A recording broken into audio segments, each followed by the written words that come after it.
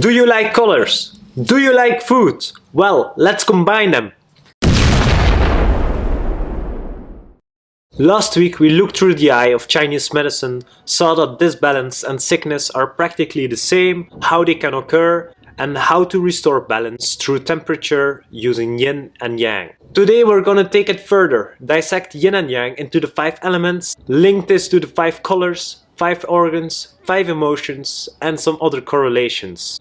What can we learn from them, and what can we use them for? This is yin yang. And these are the 5 elements, also called the 5 phases. Yin and yang represent the process of coming and going, of positive and negative energy. They are complementary and cannot exist without each other. Together, they create oneness. When we take a closer look at the first dot, the white is at its fullest. Yin energy is abundant. Compare this to the winter solstice. The shortest day, the longest night. We use water to represent this. To the right, we see the yang energy growing and the yin energy waning.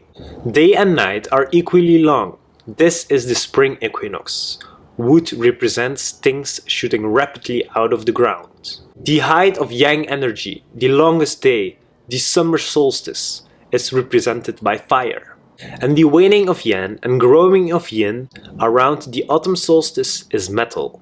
But we have only 4 elements now. Yes, indeed, Earth is placed central because it harmonizes all elements. Seasons. So what does it mean if you look at the seasons? In China, they look different at seasons than we in the West. These are the seasons in the West. And these are the seasons in China. Based on the moon, each season lasts 72 days, followed by an 80-day conversion period, ruled by Earth. What is more right? Food for discussion.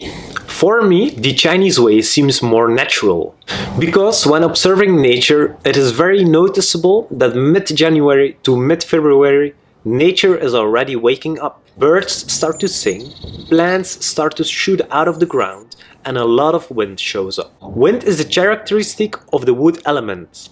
Blows away all the dead material and makes place for new growth. Also, after the summer solstice, when the summer starts in the west, many times we have only a good month of enjoyable weather before it starts to rain. Rain is a characteristic of the earth element. In fact, this happens every season. Producing cycle. So we saw that the 5 elements actually represent the different stages of a cyclus. This is the most common way of representing them, also called the producing cycle. Water lets wood grow. Wood burns. Fire creates ashes. Ashes are earth. In earth you can find metal ore, and water condenses on metal. There are also other relations, but that's not for now. Some correlations. There are lots of them. This is only a fragment. How do we make sense of them? How do we use them? For example, your water element is extra vulnerable in winter. This balance can occur through invading cold or having excessive fear. Because of this, your ear can start to hurt. When you let this go on, it will affect your kidney and urinary bladder. Somebody who is older has already a lower kidney energy, because your life energy is stored here. This can result in osteoporosis, which targets the bones. Also, an older person doesn't hear as good anymore, and can have more fear. As you can see, it works in both directions. What to do about this? Using color. Dark miso soup with purple kidney beans and seaweed nourishes the kidneys. Add white daikon, cause metal generates water.